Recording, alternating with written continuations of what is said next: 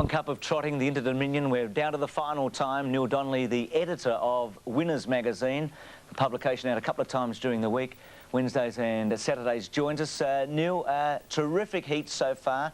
Great final coming up and some fantastic racing again last night. Yeah, Bruce, really has been a fantastic carnival. I think bar for Norm's daughter, who sadly we lost during the carnival through injury, all of the big fellas have got through, and it's quite remarkable. I've never known it in my time in harness racing. We have 8 runners from just 4 stables, 4 sets of 2, which is just quite remarkable. And when you consider that the best from across Australia, New Zealand, some from the USA, and even one from Ireland was nominated originally, and we've got 8 horses from 4 stables. Be fast paced in the final because there'll be a lot of tactics involved, no doubt. Late Bid started to make a late run. He's a very good horse. I saw him on Wednesday night when I was over there when he finished second. Desperate Comment took not much part in the start of this race, did he? The first of the heats, and he was always out of it. But gee, Late Bid was a big finish. Yes, he's been one of the surprise packets for Peter Walsh, Bruce. He had an awful preparation getting here, Late Bid, and Desperate Comment mentioned he missed the start a long way, and Graham Lang was fined $100 for not being on the start. As we see, pick them up here now, JJG in front, Anvil Star, the stablemate to Herakles in the breeze, and Late Bid, who went forward early, is now sitting right on Anvil Star's back, and these 3 horses fight out the finish, and Late Bid is one of 2 runners for Peter Walsh. His other one is Tibet. Let's pick up the call. Third quarter, 29.6 on the turn, JJG joined by Anvil Star, Late Bid pulling out, then Rifleman and Ryan's Day. It's JJG responding, joining at Anvil Star, and now Late Bid. Late Bid coming at Anvil Star, and close. Maybe Late Bid a nose to Anvil Star, but it's very, very close. Good call by Terry McAuliffe. 2 judges' prints to separate them. Is he in the final, do you think, now, Late Bid? He's got a chance. He's got a winning chance if he draws the right barrier when he gets the right run, Macro. This carnival, well, this final is so critical for the barrier draw. As you know, with this track, you were here Wednesday night, you saw how important it is to get the right position, to get the right run. There are 4 or 5 horses who have got no hope unless they draw the right barrier, and all of a sudden they have. Maybe Quantum Lobel is one of those. I mean, if he draws 1 or 2 or 3, he's probably going to be either favourite or second favourite if he drew 6 or the back row. Now, he had a good draw last night, led one of the Hancock horses here, and he always had this race under control. Tibet, though, is going to be some hope in the final with a good draw, I think. Yes, he is. He's tough and he can do it hard.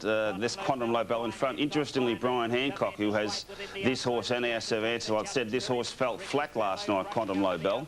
Mind you, he did run home his last quarter 27.5 and didn't look to be touched. If he draws a barrier to lead this horse, he'll win the final, Quantum Lobel. The rest is Burlington Birdie, and keep it up at Quantum Lobel, and he lets him loose and he comes away at Quantum Lobel. Tibet is holding on there. Surprise Package in the Suleiman fighting out third. Quantum Lobel gets home to win it all right. Tibet would be second, Surprise Package third.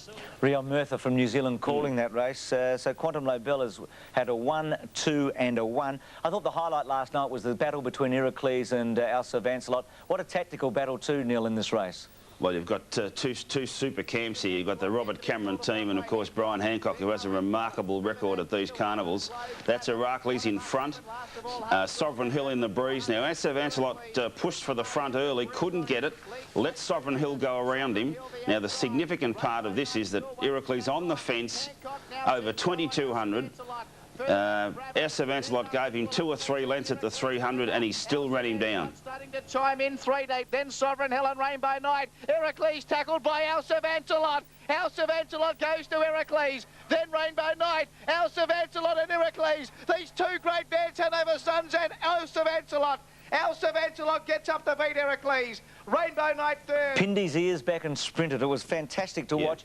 Now, the markets we've got are courtesy of Bill Hutchison, who's the top bookmaker in Melbourne. He doesn't have a vested interest in the final. The Adelaide bookmakers do. They've got Herakles favourite because they've held so much against him. This is what Bill, how he rates them. Do you agree with his assessment? Yes, I do. I can't see how they can have, in Adelaide here, Herakles is 2 to 1. I think that's ridiculously short. On form, his form has been about 4th pick here during the carnival. There's no doubt our Sir Ancelot should be first pick because it doesn't really matter where he draws. He can draw anywhere and still win. For Quantum Lobel, Herakles and certainly Anvil Star, that's not the case. And Desperate Comment's probably the other horse who can win from just about anywhere if the right things happen for him. I think Hutchie's got it pretty right. And the trotting final briefly next week looks a beauty. Is it just a 4-horse race? I think so, Bruce. I think the 2 off the front in Hold On My Heart and Night Pistol will set up a hot pace, and the two superstars at the back, Pride of Petite and Wagon Apollo, will be charging at them. It should be a real highlight over 3,075 metres too. Neil, thanks for that. It's been a great Nathan. series, and we'll catch up with it again next weekend on the final. Love to. Neil Donnelly.